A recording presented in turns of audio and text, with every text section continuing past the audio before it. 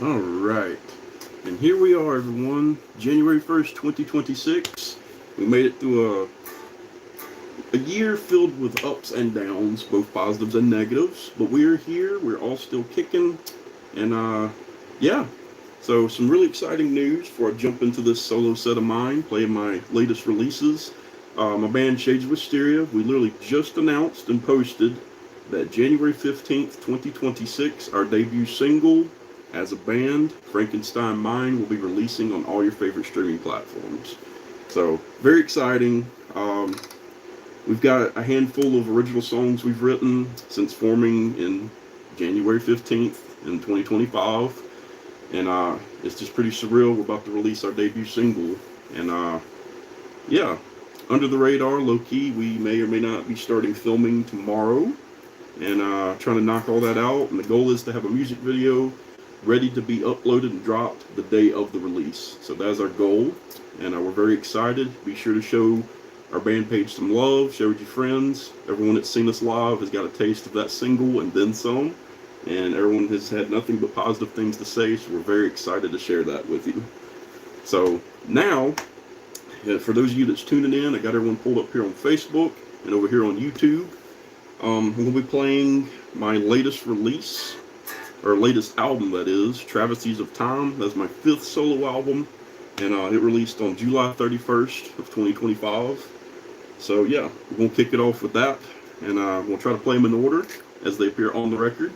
So the first of which is a song called Artemis Ascending. And if you like what you're hearing, check it out wherever you listen to music, Spotify, iTunes, all that stuff. Just look up Dakota Shredley Amaker.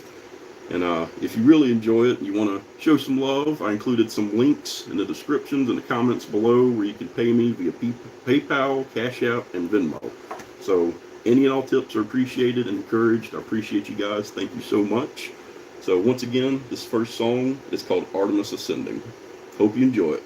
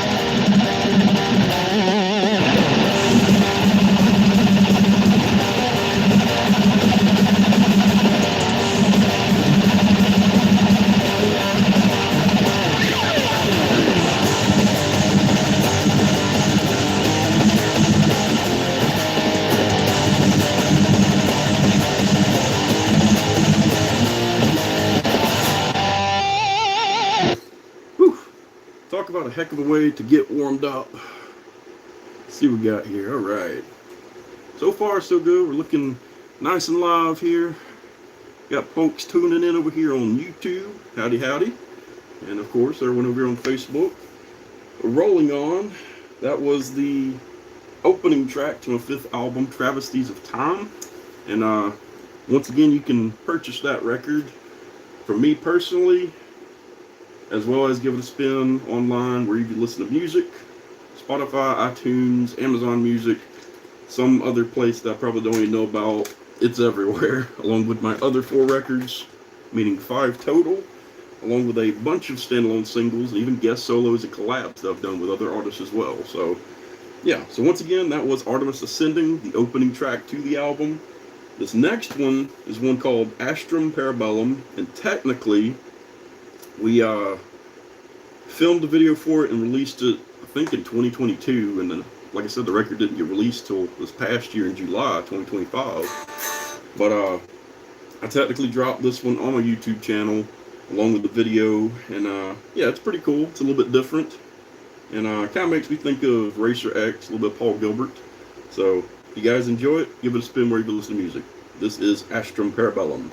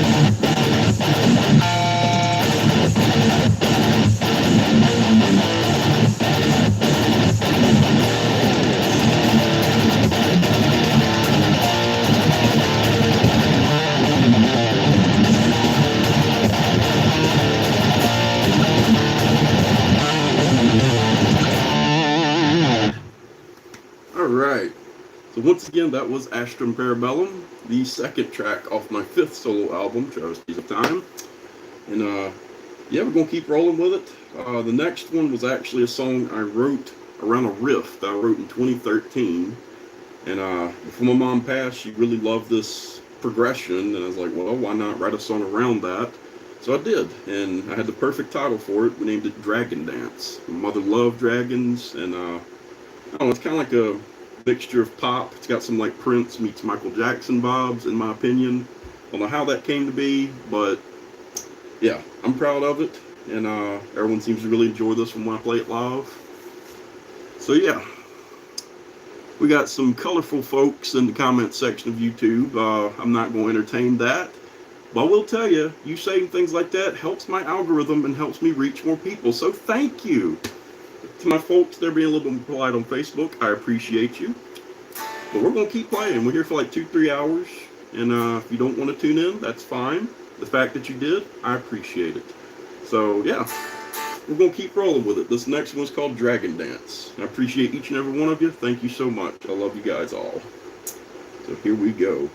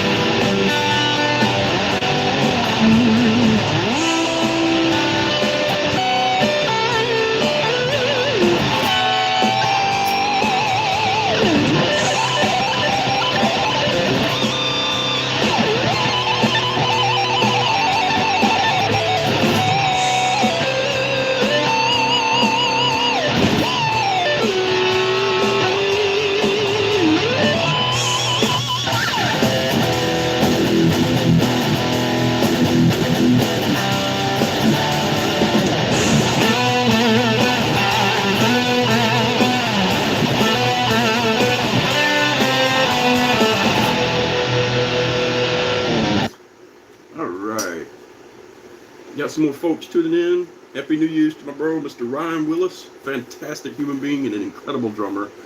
But yeah. So once again, we got I don't know, a few more on this record. We're about halfway through it now, almost. The next one is actually a song I wrote also around 2012, 2013. somewhere around that time period, and I never recorded it. And it was a tribute to my grandmother on my mom's side, her mama, and her name was Arlene, and she got the nickname, I guess, Aradine. And I have it in the corner somewhere, but I have a guitar that I named after her. And back in high school, as most of us know, you get a class ring. Well, I got the choice. I could get a class ring or a guitar, and I still got the guitar. So I actually recorded this song with that. It's a Fender Stratocaster. I have a few still. And yeah, so this next song is a tribute to my grandmother. And yeah, we're going to try to dial this one back. This guitar is meant for metal. We're going to see what happens. So yeah, if you like what you hear, check it out wherever you listen to music. This whole record is out there in the wild, everywhere you listen to stuff. Spotify, iTunes, all that good mojo. So yeah, we're going to keep rolling with it. This is Aradine.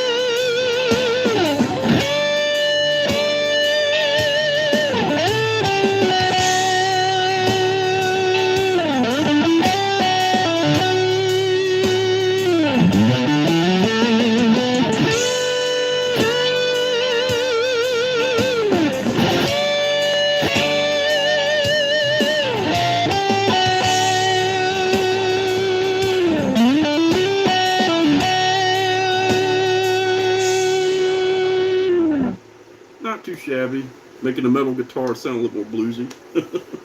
But yeah, once again, that was a song called Aradine, which was a tribute to my grandmother. And I actually used a Fender Stratocaster for that whole song. That's what it was written on. So for the record, that's how I recorded it. And I used the guitar named after her. So kind of perfect. But yeah, so moving on, we got one that, oh my goodness, like the first time I tried to play this one live was actually recorded at some friends of mine at their studio, Red Radio Productions. Scott and Mandy, love you guys and appreciate you. And I wasn't quite ready to take this next song to the stage. And since then, I've gotten to where I can play it a lot more smoothly, a little bit cleaner. And yeah, so we're just going to jump right into it. It's a song called Ethereal Heights. And yeah, hope you guys enjoy it. Hell yeah, got my friend over here, Mad Hatter 77. Appreciate you, man. We are currently live on YouTube and Facebook at the same time. So far, it looks like everything's still running smoothly. Got a fan in here trying to keep me nice and cool because I got all kinds of lights and stuff on. I'm like a rotisserie chicken up in here. And we're just getting started. So anyway, this next one's called Ethereal Heights. Hope you guys enjoy it.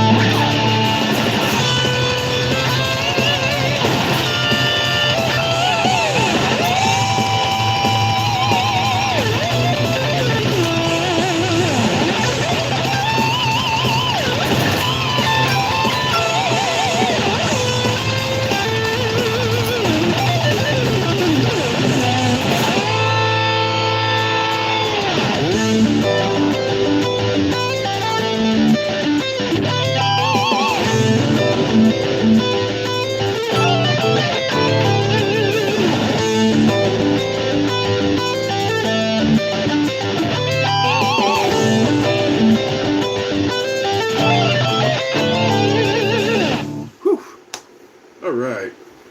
So yeah, that one is kind of tricky to play, but it's always a blast when I get it right. And yeah, so that was Ethereal Heights.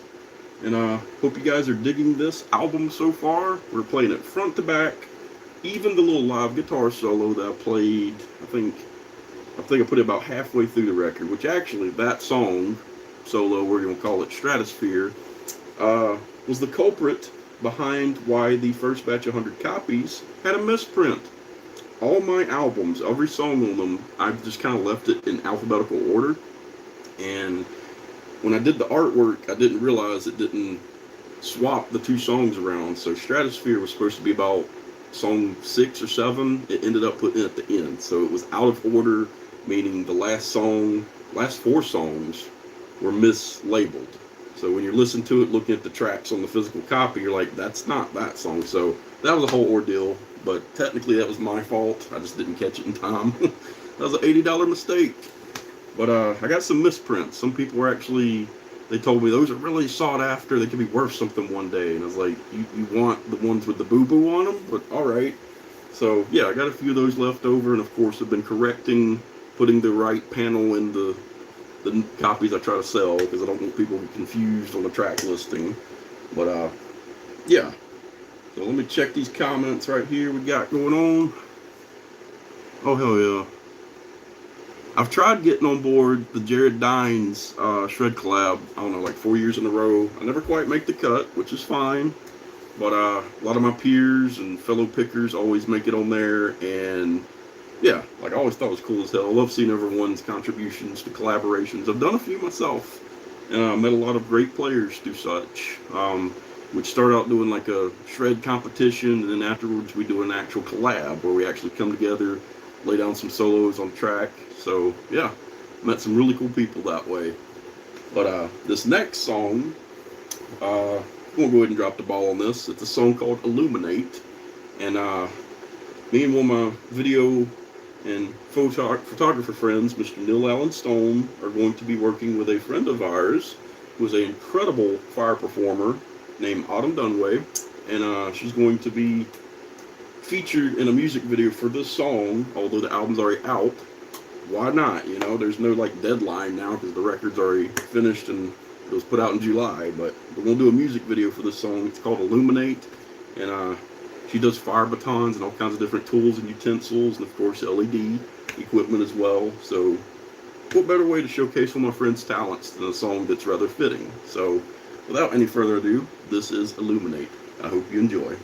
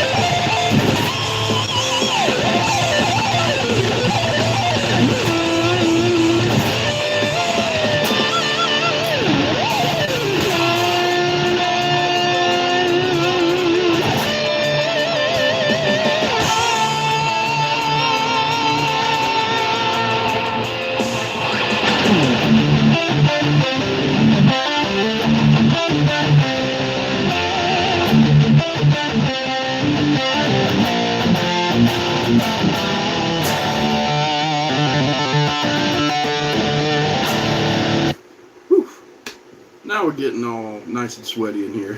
I really like that one. That's a really fun song to play live too. So yeah, technically I think the song or solo after that would be Stratosphere. And I've since written another mid-set solo because this is like a little tribute to greats such as Eddie Van Halen, like his Eruption. And that's where Stratosphere came from. And like I said, I've got this other one I've been playing with Shades of Wisteria here and there. And I got it kind of like in my pocket for this other little guitar competition thing coming up this year. But anyway, this next one was on the record. It's called Stratosphere. I'm going to try to remember how to play it for you guys, so bear with me.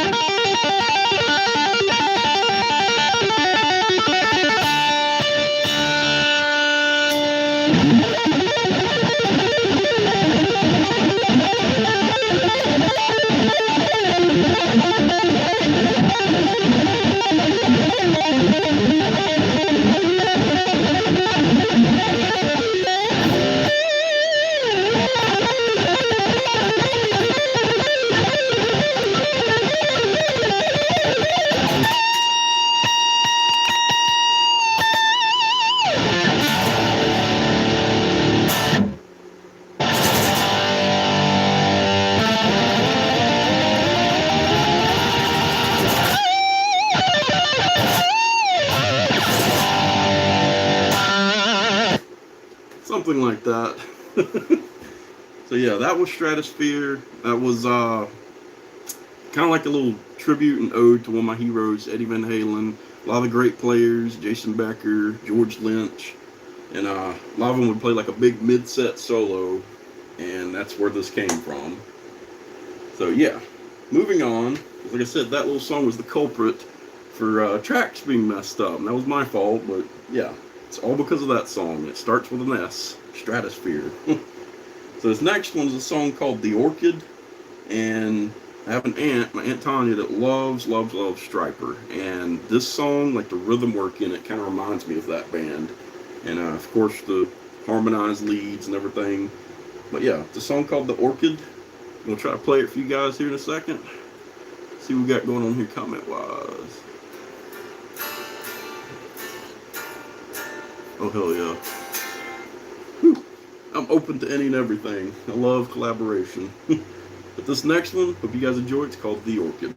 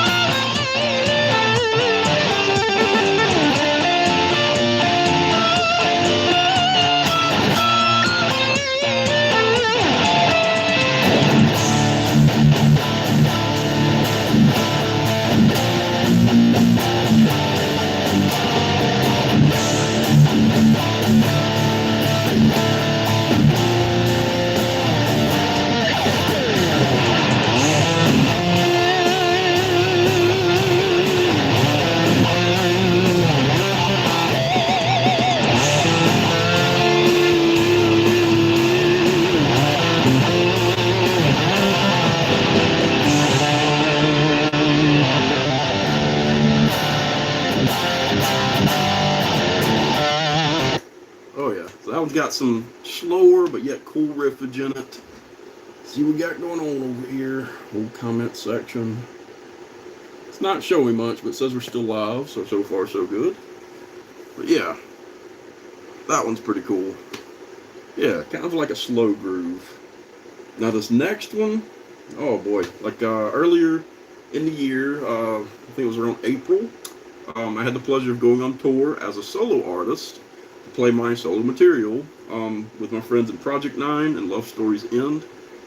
Big shout out to both. Freaking love you guys. But yeah, I was promoting my upcoming album, which released, like I said, July 31st, 2025.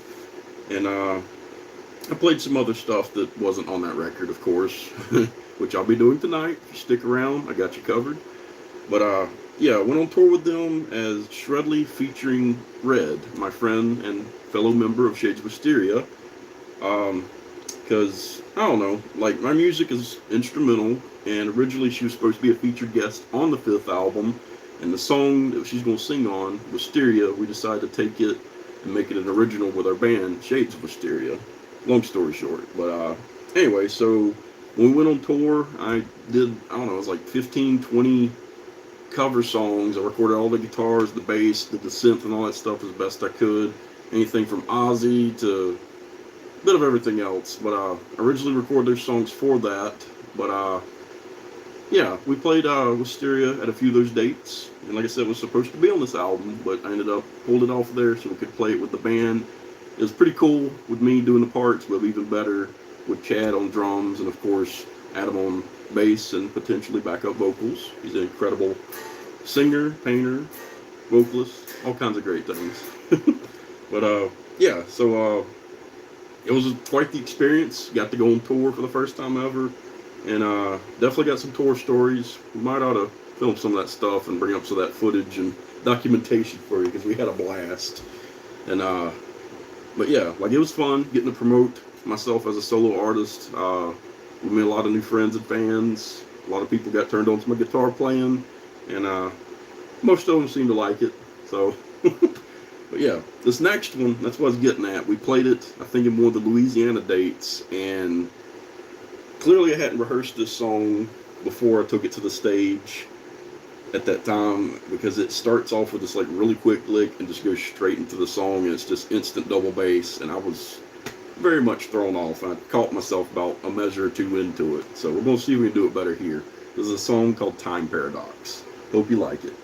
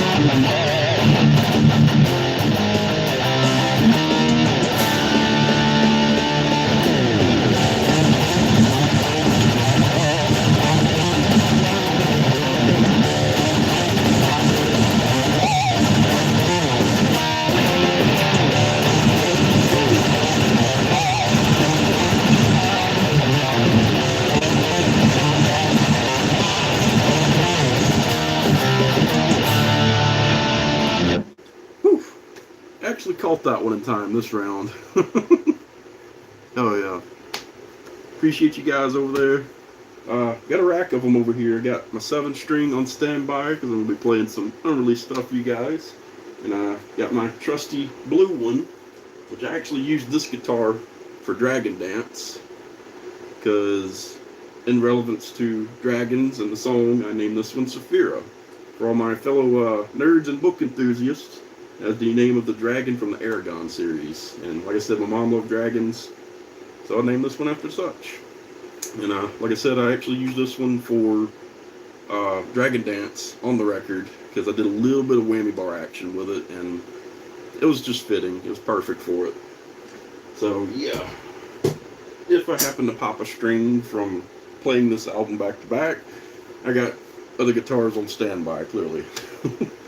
So yeah, I got one more from this record. Is the closing track called Traces, and the story behind this one is my ultimate guitar hero is Gus G, and he's the reason I play this shape. And I wanted to have him play on one of my songs, traces of his playing in my own. Kind of like with anything, certain people we look up to inspire us in some way, shape, or form. And I actually reached out to him, and he knows my name. Like, I've pestered him enough through the years. He kind of knows who I am, unfortunately. But no, like I reached out to Gus on Instagram, and shot him a message and asked him if he would be open to playing on a song on my record. And as soon as I hit the send button, I scrolled through my feed a little bit on Instagram, and I saw where Gus was hopping on a plane going to France to do some guitar-oriented stuff over there. And I was like, wow, I could have did a little research first, because that was terrible timing on my part. But anyway, he did respond, and in the most politest way, he said he's not taking on any more collaborations at the moment. Probably because he wasn't in the country or home to even try to record. But if it weren't for that, I feel like he might have said yes, because Gus has done a lot of session work with other people, and sweetest, kindest guy ever. I actually really look forward to meeting him one day, because he's one of my heroes, and like I said, the sole reason I play this shape. And so anyway, the closing track on the album, Traces, I was like, well, if I can't have my hero play on the song, I'll do my best to try to mimic him and like play what I feel like he would play on the song. So that's kind of how this came to be, and that's the whole gist behind it. Traces of my heroes playing and my own guitar playing. So we're going to run through it. It's a real fun track, and I hope you guys enjoy it.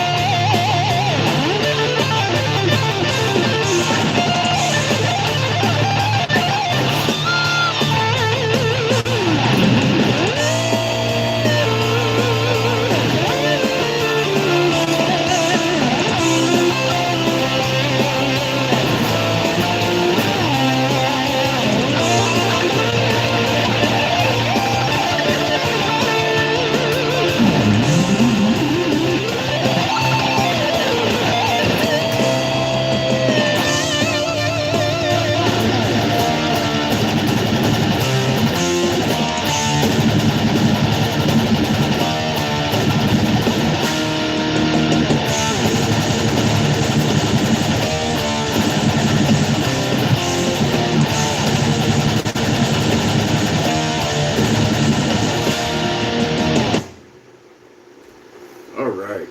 So there you have it. That was Traces, and especially the solo, like it's split up into two parts. Like a first part I figured would have been me trying to mimic Gus.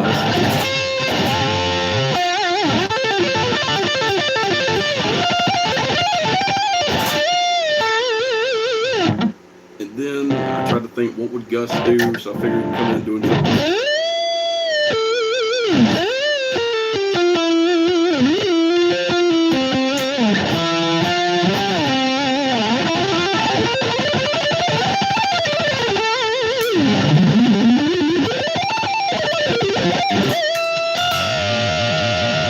Something along those lines. I don't know. I know it would have to be close. Not that I'm saying I know what he would try to play, but it would probably be pretty spot on. Because long story short, yet again, Gus had put out this song called Exosphere, and I think that was like his first time trying out like a 7-string and releasing it, and a song under his own solo artist name. And I hadn't even listened to the song, and Gus posted a rhythm version of that song without the leads, and he told everyone, "Hey, you guys, see what you can come up with. Play on top of this stripped down version of my latest release." I was like, okay, cool. So I listened to it and recorded me playing on top of it, and I posted it, tagged him, and he actually saw it and reposted it. And lo and behold, then I went and listened to the studio version of the song where it was originally recorded with him playing on it. And a lot of the licks I played sounded just like what he played in his original version of the song. I was like, wow, copy and paste much? So, traces of some of your heroes playing as far as guitar players go, sometimes it sounds a little too close to the original. It happens like that. Sometimes you'll come up with an idea and literally it's something that's already out there. Like I was talking the other day in my live stream about at the end of my song Revenant off my album Invictus, there's a lead in there. Let's see. It's part of the solo, and I add a harmony to it, but this is the lick itself.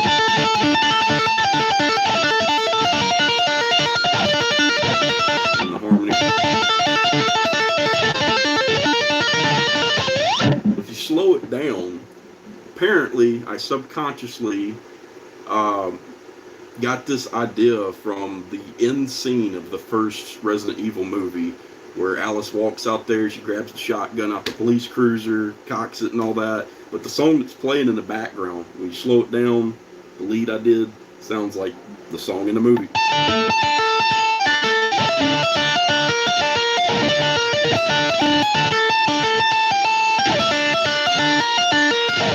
Sounds familiar, don't it? So yeah, sometimes it kind of happens like that. Traces of things that inspire you find their way into your own creative process. So yeah. Phantom Lord, I am from the Gulf Coast of Mississippi, the United States of America. And I grew up around the cornfields and cow pastures of Mississippi. How I got into this whole metal and shred thing and not playing country or more Southern rock, who knows. I grew up on Southern rock and then got into like blues and of course metal and all that stuff and hard rock. But anyway, you guys, that was my 5th album, Travesties of Time. If you like what you heard and you're brave enough to try to buy a physical copy, I still got plenty left over. And yeah, 10 tracks of instrumental fury from yours truly, from me straight to your eardrums. And I still got a few copies left. Shoot me a message, shoot me a DM. We'll make it happen. But if you just want to stream it, look me up wherever you listen to music. Pretty much my whole catalog is everywhere you listen to music. Spotify, iTunes, YouTube Music, Pandora, iHeartRadio, and probably places I don't even know. But yeah. So yeah, after I wrap this up, you should be able to go back and listen to it live.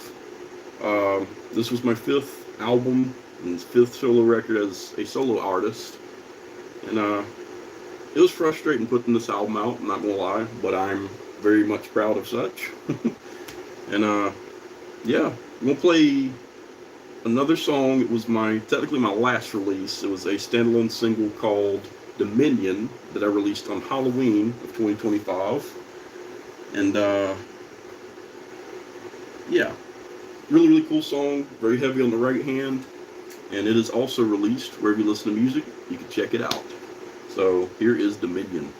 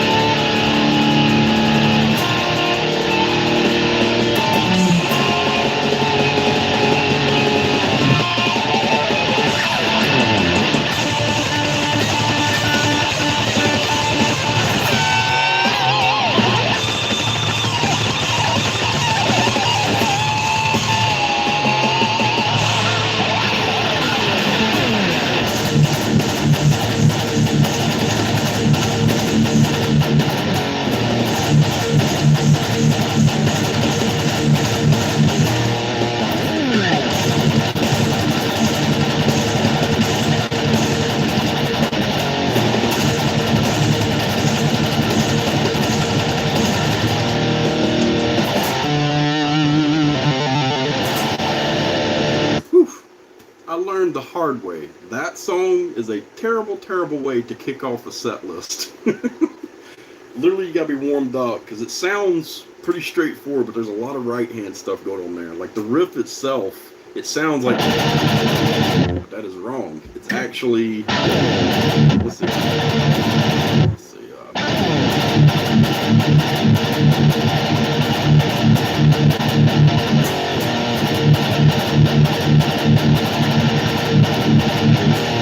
Then it changes. It sounds just like it's constantly driven, but there's like accents.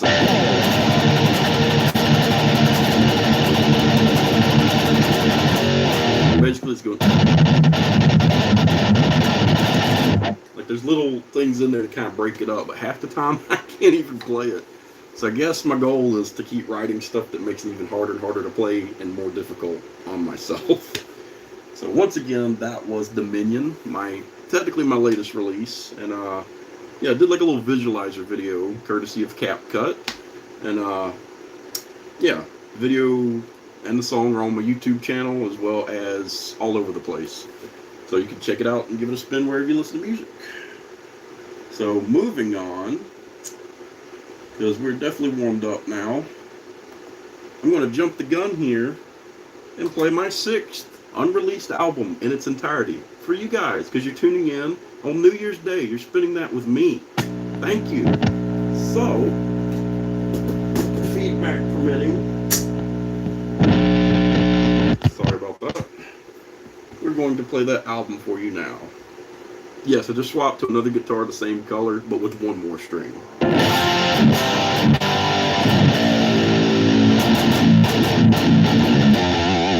So, with that being said, this will be my 6th album. I will be putting it out sometime this year. 6th album, 2026. Kind of has to happen. Maybe June. January, February, March, April, June.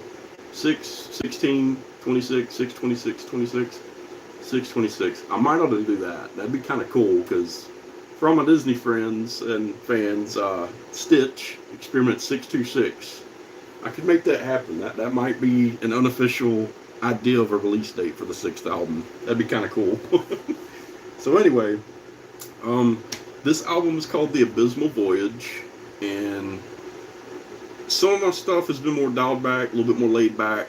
My album Invictus, I wrote during 2020 and recorded it while having COVID. That was terrible. Almost stopped breathing in my sleep a few nights in a row. All the while being quarantined in the master bedroom while my wife was like 1 or 2 weeks away from going to get her bone marrow transplant to kick cancer's ass for the 2nd time. So talk about timing in a hell of a year. And so of course Invictus had some brutality to it, had some thrash vibes. And this is kind of like a variation of that. The Abysmal Voyage is basically about the journey through life, whether it's just the journey in general or coping with the things you endure while on said journey. It's not always a pretty process. You're going to get irritated, you're going to get beat down, you're going to be just at your worst many a time, and this is kind of like a story of that. So, with that being said, the first track and the opening track is one called Atrium, and I'm going to attempt to play this album all on this guitar. It is a mixture of 6 and 7 string, but literally I tune this to the same tuning as my 6 strings. Whole step down to D standard, but I got the low B on here, which is tuned to A, so A standard, whole step down, and then if I drop it, it becomes drop G. First 2 notes are G, D. That's how low a tuning it is. But anyway, we'll try to play the whole record on this this guitar. Opening track is called Atrium. I hope you enjoy. I'll probably get hit with a copyright strike like a year from now, or however long it takes me to put the album out. Anyway, let's roll with it.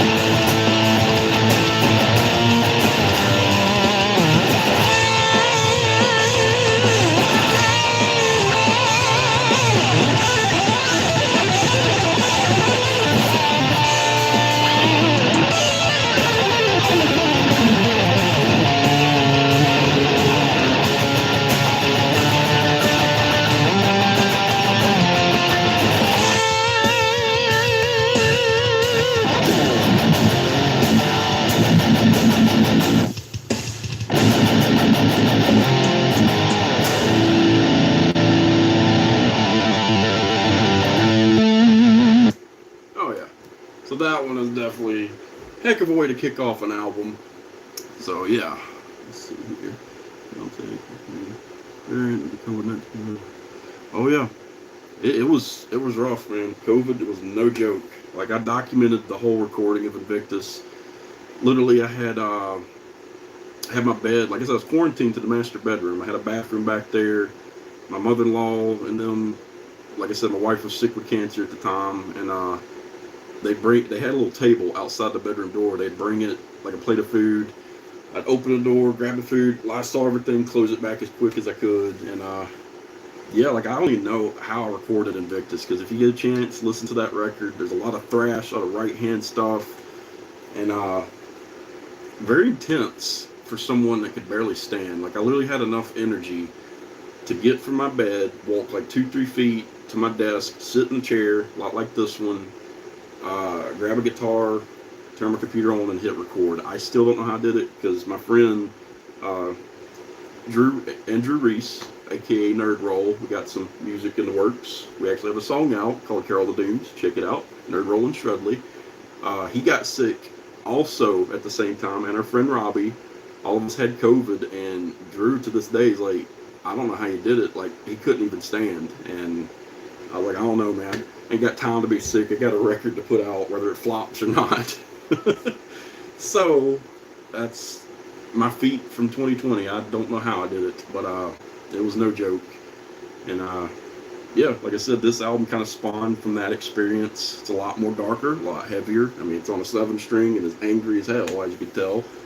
But yeah, that's a cool ass way to kick off the record. I'm really excited to put this album out. It's finished. I literally could release it right now, but with records, I don't know if you guys could see behind me. Facebook might have trouble, but anyway, I gotta always frame all my records and all the things I've done. And anytime I put out an album or an EP, I got to get at least 100 copies made, so I can, of course, get them to you guys. People show support, but also I want to be able to frame it. So that's what I do every time. So this album, when the time comes, will have physical copies as well. And yeah, I'm excited about it. I've definitely been playing it way too prematurely because I love these songs. But yeah, like I'm probably going to drop a few standalone singles. I might aim for 6/26/26. Might be the release date for this. I got to write that down. That's really clever. But before then, I got some singles I'm going to put out to kind of bridge the gap from the 5th album to this one, because there's some 7-string ones, and I don't know, I got enough standalone singles I'm going to try to drop. I literally could put out a little EP, but I don't know. It's going to bridge that gap. Because moving on, this next song, the second track on this record, is one called Crossing the Divide. And I actually wrote the keyboard part, which is very, very much power metal inspired. I probably wrote that also around 2013, and I was like, well, what if I played it on the 7-string? And that's how this song came to be as brutal as it is. Give me just a second. Getting a little thirsty in here. Unofficially, this broadcast is sponsored by Brisk Tea. I drink a lot of Brisk Tea. Just ask my bandmates in Shades of Wisteria. It's bad. Anytime we're going to tour, go to a gas station, I get me like 2-3 bottles of them suckers. But anyway, yeah. For those of you that's tuning in, I have some friends and family that's tuning in that have tipped before. I appreciate it. I have pinned in the comment and in the description over here on YouTube all my pay links. I got PayPal, Venmo, Cashapp. If you guys want to help out, help me kick off the new year right, and want to tip in any way, shape, or form, that's how you can do such. Any and all goes towards, you know, like strings, gas, food, all that kind of stuff. I do this full time, and my solo career definitely needs a little bit more attention. But yeah, so we're really excited. This year's already off to a fantastic start. If you're just now tuning in, my band Shades of Wisteria, we made an announcement right when it went live. I had to like go back and forth at 6 p.m. We're releasing our debut single, Frankenstein Mind. I don't know what day it's on, but it's January 15th of this year, 2026. So just a few weeks away. and our goal is to have the music video ready to go with it. We may or may not be doing the first day of filming tomorrow. You may or may not have heard that. But we're super excited. Be sure to go check out my band page, Shades of Wisteria. Also, we have a YouTube channel, Shades of Wisteria Band, I believe. Just type in Shades of Wisteria, it should pop up. That's why I got the shirt on. Represent. Shameless plug. But anyway, yeah. So if you guys want a tip, please do. I appreciate you. And I'm just going to keep playing for you as long as you are tuned in and metaphorically throwing money at me, or at least just being nice in the comment section. I'm going to keep playing till I can't no more. So this next song is the second track on The Abysmal Voyage. There's one called The Crossing the Divide. Hope you enjoy it.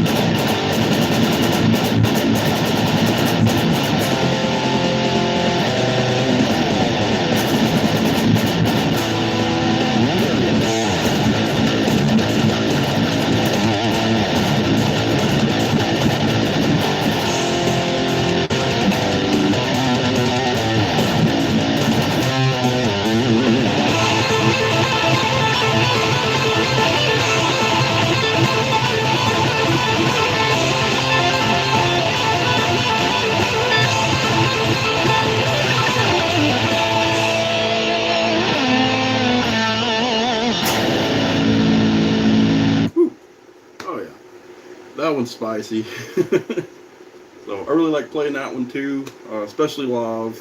It's got like, I'm not going to say a djenty kind of vibe to it, because I appreciate all forms of music, but I never really got into djent. I have a couple of songs that came out sounding like that, where it focuses more on like a percussive aspect.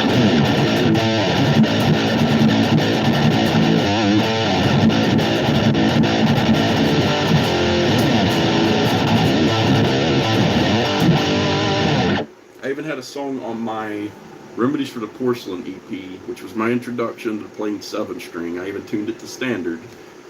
I had a song on there where it had a genty kind of breakdown to it. Let's see if I can remember that one.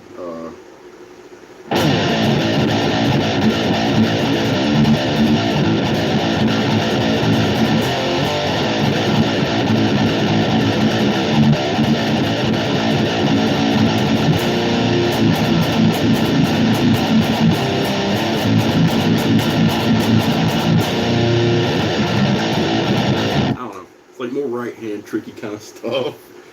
But yeah. Oh, let's see what we got going on here. Oh yeah. Ooh. Howdy, Miss Debbie. Appreciate you. Got folks tuning in all over. Alright, so like I said, this album's a mixture of 6 and 7-string. I think there's 5 6-string songs and 5 7-string ones. And this next one's a 6-string song, but I'm gonna try to play it on the 7. This ought to be interesting. Just have to ignore the 7th string or incorporate it. Let's see. This next one is called Decadent Remains. It is heavy as hell, and every time I play it, everyone loses their minds in the best of ways. So I hope you guys enjoy it.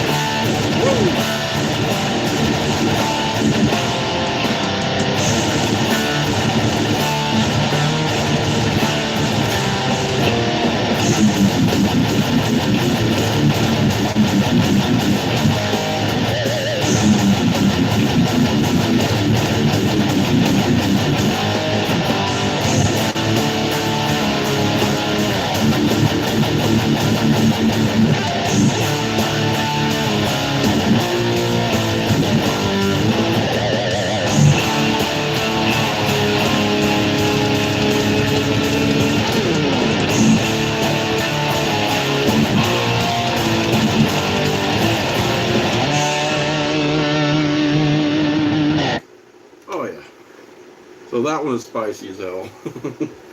But yeah, I guess like the meaning behind that song, "Decadent Remains," means even maybe in decay, like there's some beauty to it. Like I guess like getting older or going through things, all the rough bits, the battle damage is all part of your story. And that was the kind of theme of my Remedies for the Porcelain EP. I thought of the little, it's not a meme, but like there's a picture that was going around where in Japan, uh, like with teacups, instead of like throwing it away when they break or crack and get broken, they take gold and fill in the cracks. Really expensive repair, but the whole moral behind it and symbolism is that the cracks, the rough bits, they all make us who we are and are all part of our story. And that's kind of where Remedies for the Porcelain came from. And the artwork, I don't know if you can see it behind me there. My wife actually drew it. We call her the Porcelain Woman. She's got some broken bits, but still just as beautiful. So yeah, kind of same concept with this song, "Decadent Remains." But yeah, the next one is one called "Ecliptic." I've said this many a time before, but I was kind of inspired when I was playing the video game Starfield, where there was a faction, kind of like bounty hunters, called the Ecliptic. But I thought of that, and also space themed, I don't know, eclipse, ecliptic. So that's where this song came from. So hope you enjoy it. This is another 6-string one being played on 7. Let's see how this goes.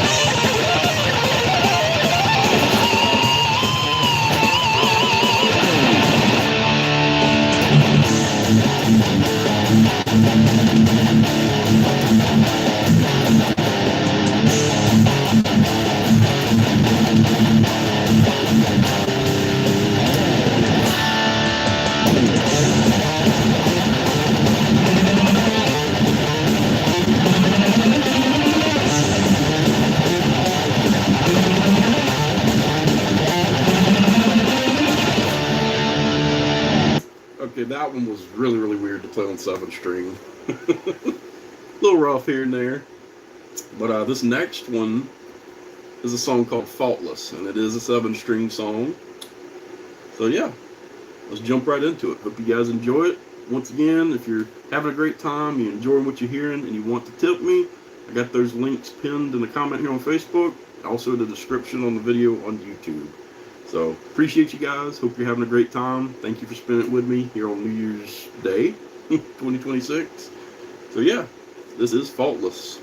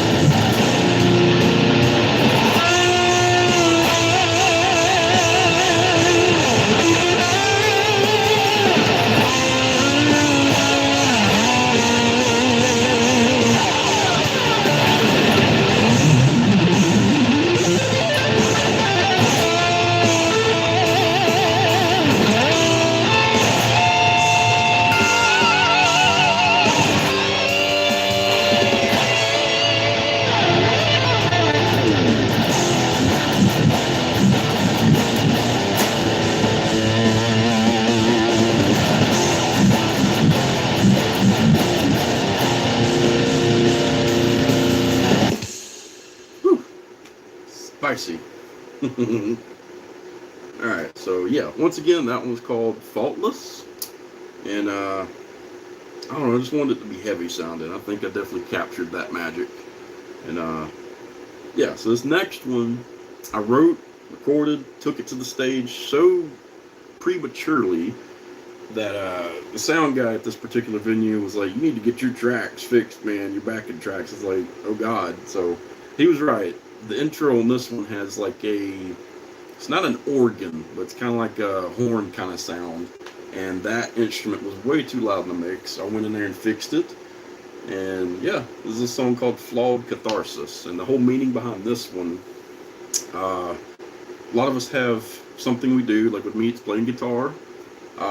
Something cathartic that helps us get out that bad negative energy, and just helps us be able to cope with things that we go through on a daily basis. And flawed catharsis, the gist behind this song, is basically if you can't have that cathartic release, it can be a bad thing. And that's where this song came from. And I actually think of things that makes me think of that I've seen. If you ever saw the Disney movie Robots, with Obi-Wan Kenobi as the lead robot, the scene when they're underground, like the other bad guy robots working in the scrap yards and all that, kind of makes me think of that. It's like almost like a march kind of song. And yeah, so I'll just let you hear it. This is Flawed Catharsis.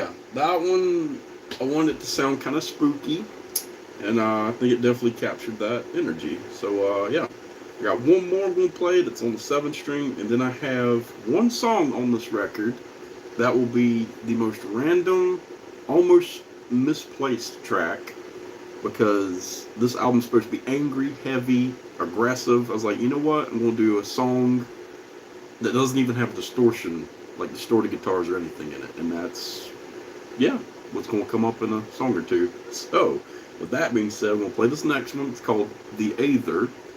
And, yeah, this one's heavy, and I hope you guys like it. It is definitely on the 7 string.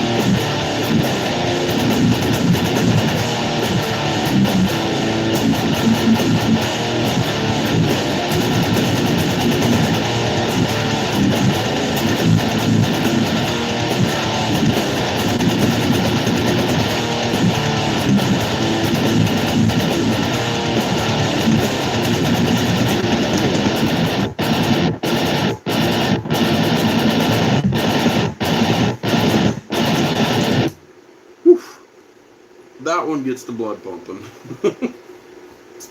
Alright, so this next one, I could try to dial this thing back, but I think I'm actually going to swap to my clean channel. Bear with me. Because when I wrote this next song, I had one rule that I told myself. I said I do not want any distorted guitars, and I just want it to be more of a peaceful kind of song, like the zen amongst the thunderstorm, so to speak. And this is a song called The Echoes of Days Past. And when I wrote it years ago, almost like a different lifetime ago, I got to witness what it's like to see the sunrise above the mountains in Tennessee. And the hotel I was staying at is called the Red Roof Inn, and where it was located was right in the middle, I swear, like between two mountains. It's like they split it in half or something. So it'd be like almost 8 o'clock in the morning, and it'd still be pitch black because the sun had to rise above the mountains to shine the light, daylight, on the hotel and all that right through there where we were staying. It was really, really interesting.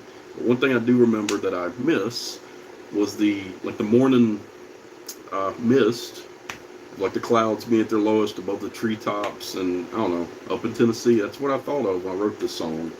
So yeah, we'll try to play it for you. I have not went over this in a minute, so we shall see how this goes. This is called The Echoes of Days Past. Hope you enjoy.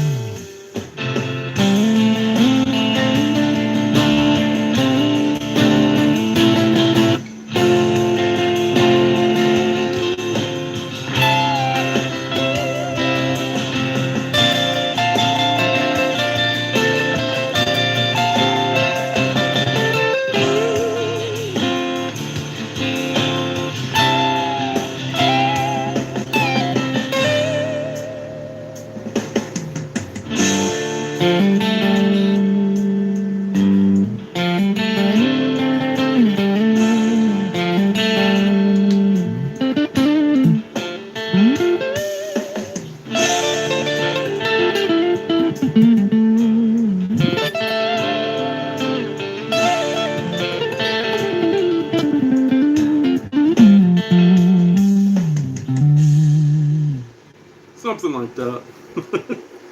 So once again, that one was on a 6-string, no distortion, and definitely not played on this guitar, but old girl tried to sound nice and pretty. Alright, so I got 2 more for you off this record, and I think we'll play some standalone singles and wrap this thing up, because we will definitely be here all night. So the next of which needs distortion, and it is a song called Throes of Determination. It is on 6-string, but it is a very, very heavy song. And yeah, I love playing this one live as well.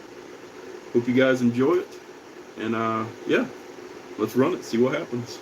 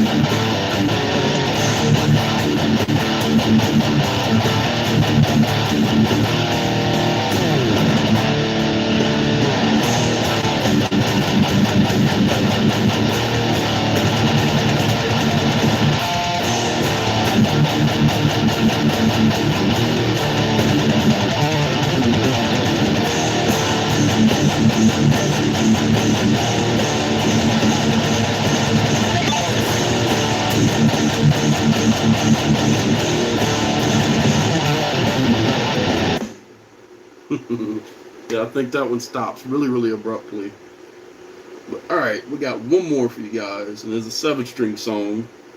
And what better way to end the record with a very spicy and fiery song called Void of Embers. When I wrote this one, I think I was playing a little bit of Dark Souls or Elden Ring for all my people out there that like to suffer in video games. You get it. But yeah, this one's real cool, and I really love playing it live. It's got some really cool heavy riffage in it, and some of my friends in Skulldozer, big shout out to my friend Mr. Jason Ramsey. I have a riff in this song I call the Skulldozer riff, and it's quick, but it's brutal. It slams, and I told him that him and his band inspired that little section right there because it's just brutal as hell. So anyway, this is Void of Embers. Hope you enjoy it.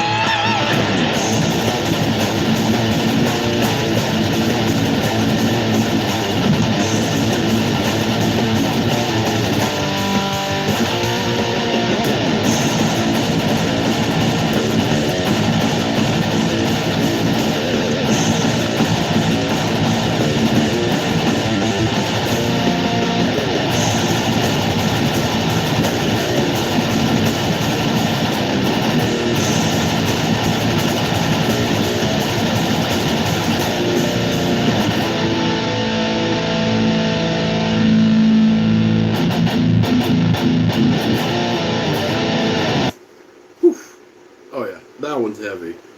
Yes, that one is called Void of Embers. You see why I'm excited to put this record out. It's just, it has all the action packed into it. It's really cool from front to back. Not toot my own horn, but I was more excited to put this album out than I was the fifth one that just released. And I don't know, it's a cool album to get out some pent up aggression. I'll give you that. But yeah, so that was my unreleased sixth album, The Abysmal Voyage. Once again, sound like a broken record here. If you guys like what you've been hearing and you're able and would like to tip, I got links tagged in the comment section and live feed everywhere. Or you can always shoot me a message. Gonna be a little more private. That's okay. And yeah, it's because of you guys I get to keep doing what I'm doing. And I don't know. 2018 technically is when I took my first step out there as a solo artist. I put out my debut single with Time Stand Still. I think on Halloween of that year, 2018, and then my You Know It EP released, I believe, January of 2019. And I don't know, I didn't get the traction that my playing supposedly deserves, or recognition rather, but it's okay, because I get to say that I did that. I put these records out, and whether or not they get seen and heard by the people that are into that, I'm trying, but it doesn't change the fact that I'm doing the dang thing. And I keep telling people that. All those content creators and the different arts and music, nothing can change the fact that you're pouring your heart and soul and absolute passion into your craft. And algorithms can't bury the facts. So, yeah. I'm really excited about this album. Hope you guys are too. This year it will be released in some shape or fashion. And before then, though, before The Abysmal Voyage can release, oh hell yeah, I appreciate you, man. Thank you. We'll make it a little sweeter for you. I got some cool stuff here. We'll play, let's see, we'll play at least three more songs for you guys. These will be standalone singles. Wait a minute, I played one already. Let's see, okay, Divinity, Lightbringer. I feel like I had another one. I don't know. Yeah, we played Dominion already. That one was released. Heck with it. We'll play a couple more for you. We'll kick it off with Paroxysm. This song was actually the song I debuted this guitar with. This 7-string. They don't make a Star, or at least they didn't at the time, especially Charvel, in a 7-string. So I was like, okay, I had this neck off of one of my Jackson 7-strings, and I got in touch with K&E Guitars out of California, and they built this guitar body to my exact specs to mimic my 6-string Charvel Desolation. From a distance, they're basically the spitting image of one another, and that's how I wanted it. I want a 7-string version of this guitar. And yeah, they knocked it out of the ballpark, and I basically had to do all the woodwork, the paint, and the electronics myself, because my measurements are very bad. And I don't know if you can see it behind me here. I actually built that one myself. That was definitely a learning curve. This Cypress one right here that I'm in the way of. But anyway, Paroxysm was the song we debuted this guitar with, and I was at my friend Mr. Terry Saha, his shop in, I think it's Gulfport, Mississippi, which is now Music Now. Fantastic shop, check them out. They got anything from guitars to drum gear, basses, amps, bit of everything. And they're your local authorized Black Star dealer. Shameless plug. But anyway, yeah, we hosted the release party, show, whatever you want to call it there, and unveiled this guitar and my step into my new writing direction as far as 7-string riffage goes. And we did it with Paroxysm. So I'm going to play it for you just because, and then we're going to play 2 more unreleased standalone singles that are on a 7-string just for you guys to help thank you for sticking around with me for this new year. So without any further ado, here is Paroxysm. Check out the video on YouTube. Listen to it wherever you listen to music.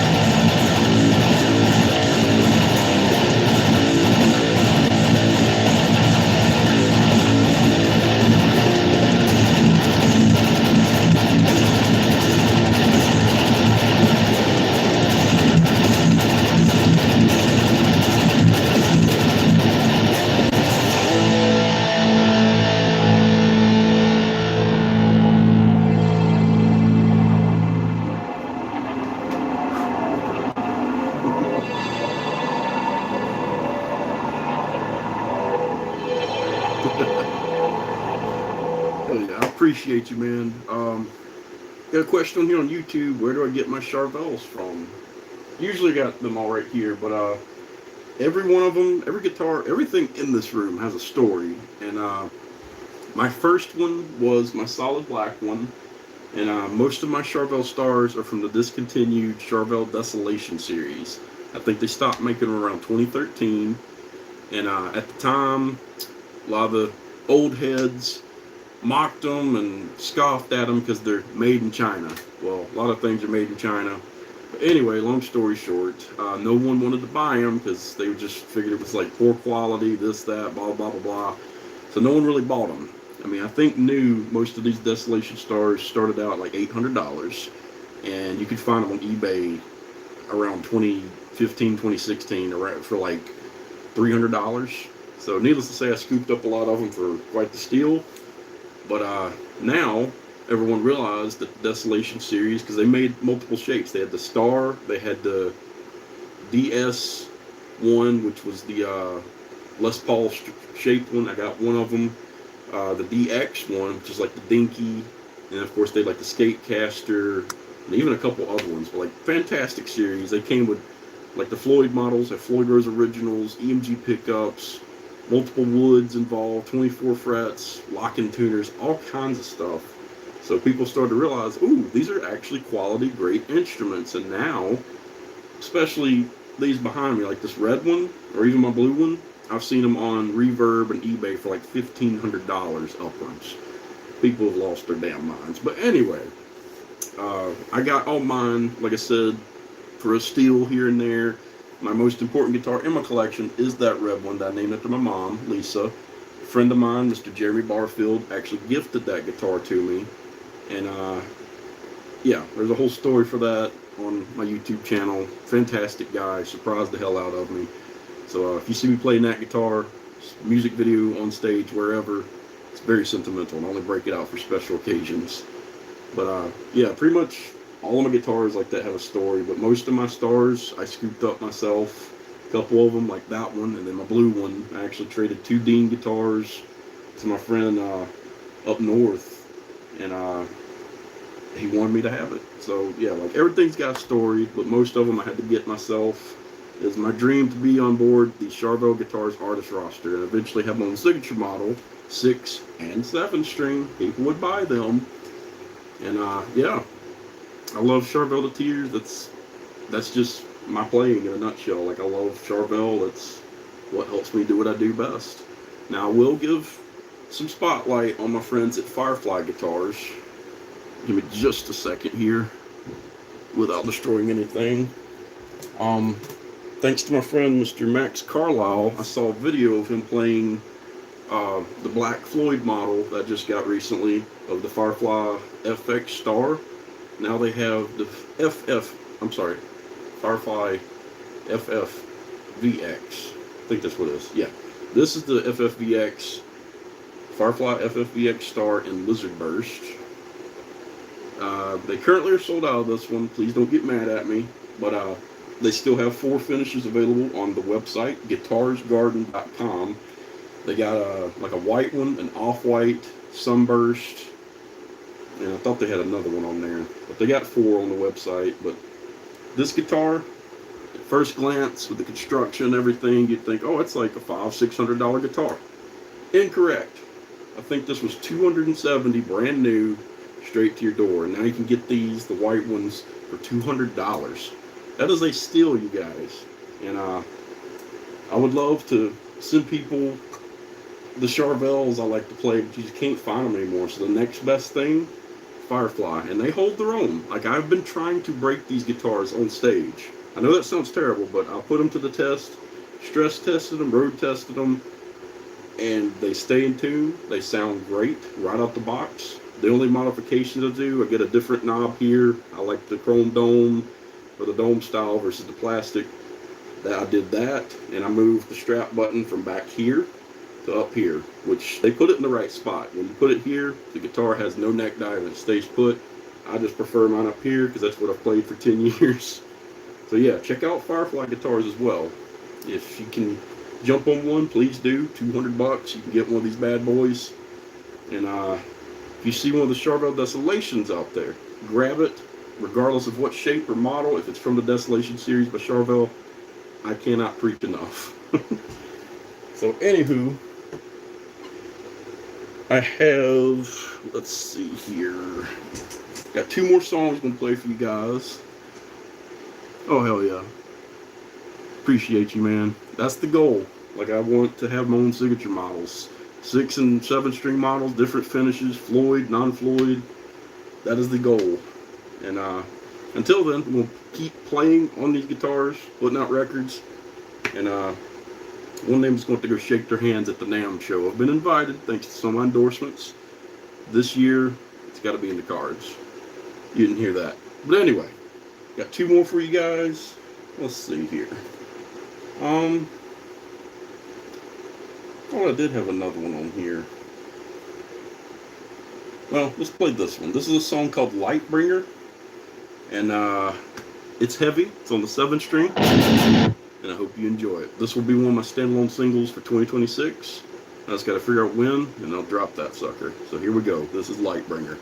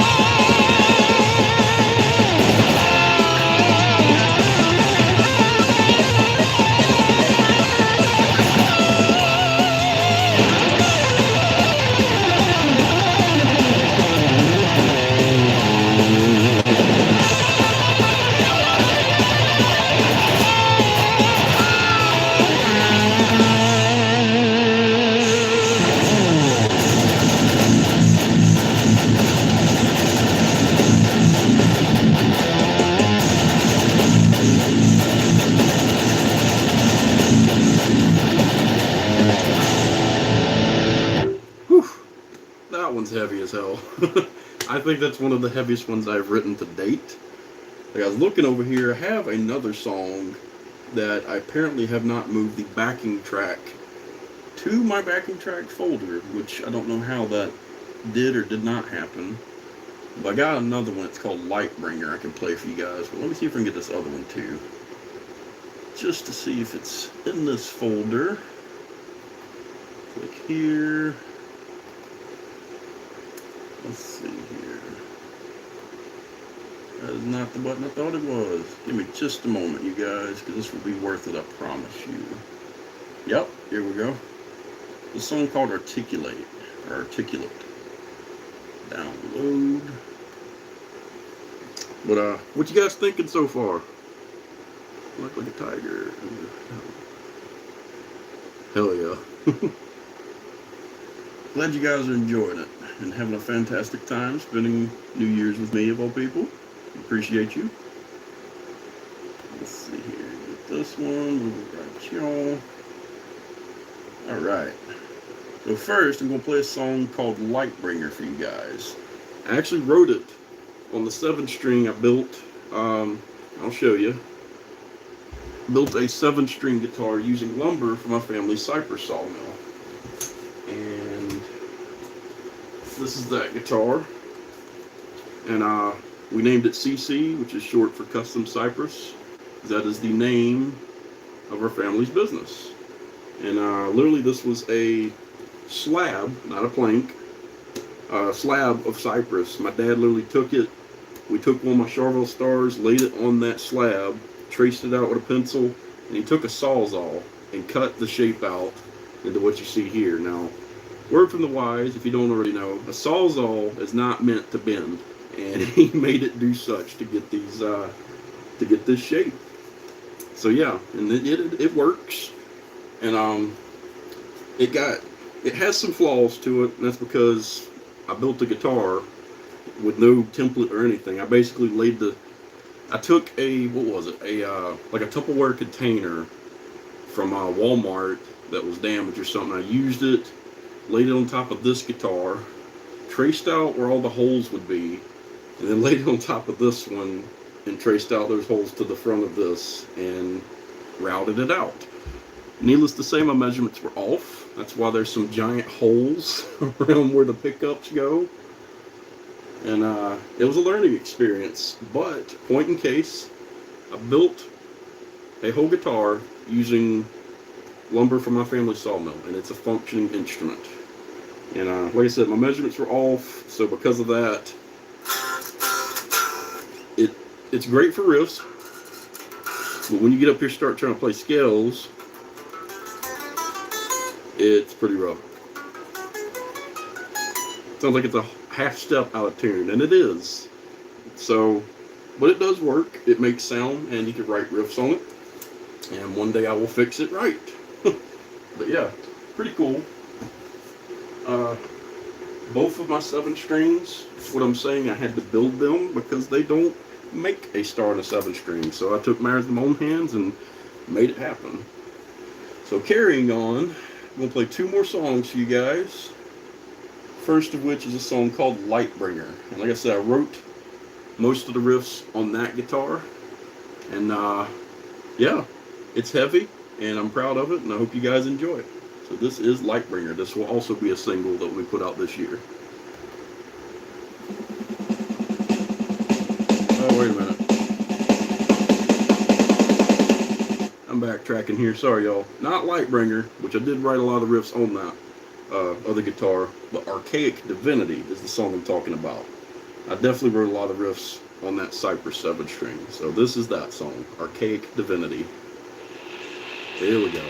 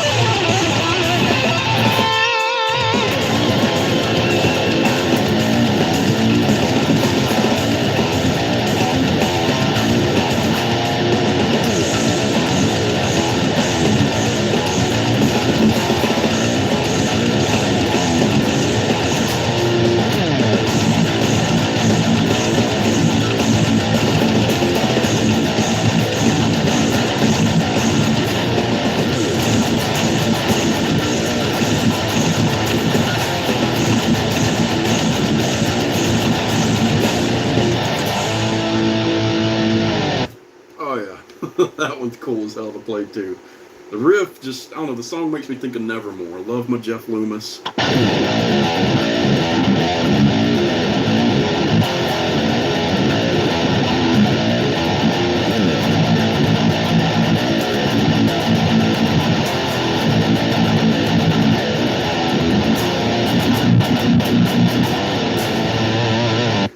So yeah, I got one more for you. Oh man, that's a great request actually. Rest in peace to Alexi Leho. I think it was yesterday was his birthday, and big Children Bodom fan. I need to learn a lot more Children Bodom. I appreciate that. I don't know the song. I know the song, just don't know how to play the song. But Children Bodom was a big influence. Like earlier I played some of my songs on my upcoming 6th album. All my synth stuff, where I do like keyboards and whatnot. Children Bodom is definitely a big influence on that. Because I don't know how to play any of that. I just go in there and try my best to do it on keyboards. I hit the wrong notes and drag it into the right key as best I can. But hell yeah. Appreciate you reaching out. Hello from America. Thank you for tuning in from Chile. That is awesome. So I got one more for you guys. Don't leave just yet. Is a unreleased song called, where is it? Articulate. And basically the whole gist behind this song is trying to get a point across to someone, and basically they just don't get it. Like, you could talk to a wall and it would probably respond better. So you get tired of trying to articulate something to someone or something. And that's where this song came from. It's angry. So I hope you guys enjoy it. This is Articulate. Did something a little different in the intro with an effect. Tell me if you like it.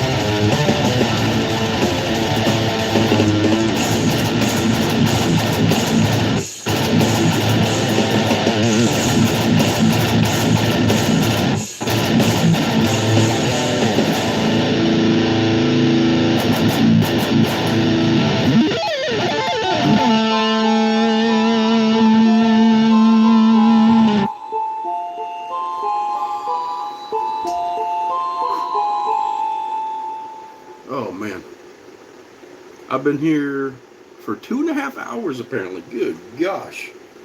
Some of you stuck it out this whole time. What is wrong with you people? Thank you so much. Once again, for those of you just now tuning in, my name is Dakota Amaker. People call me Shredley. I'm based here in the USA. Got people tuning in from all across the globe. Don't know how that happened, but thank you so much.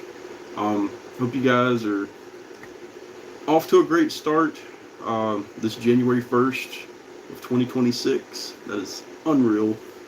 And I hope this year brings you positivity, productivity, and the means to excel in whatever you want to do. And yeah, we're going to have us a productive year. So thank you guys so much. Appreciate you so much, Mad Hatter. Thank you, man.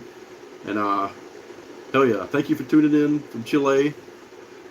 Joaquin Fernandez. Hopefully pronounced that right. If not, I apologize. But feel free to subscribe. In the process of releasing new music all the time. As you heard, my solo stuff is pretty metal influenced. I have 5 solo albums out. You can check me out wherever you listen to music. Just look up Dakota Shredley Amaker.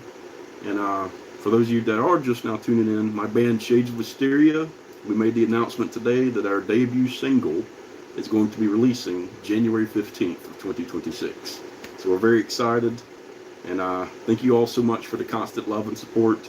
Can't put into words how much I appreciate you guys. And if you do want to do a tip towards me or whatnot, I got all that info tagged and pinned in the comments and description.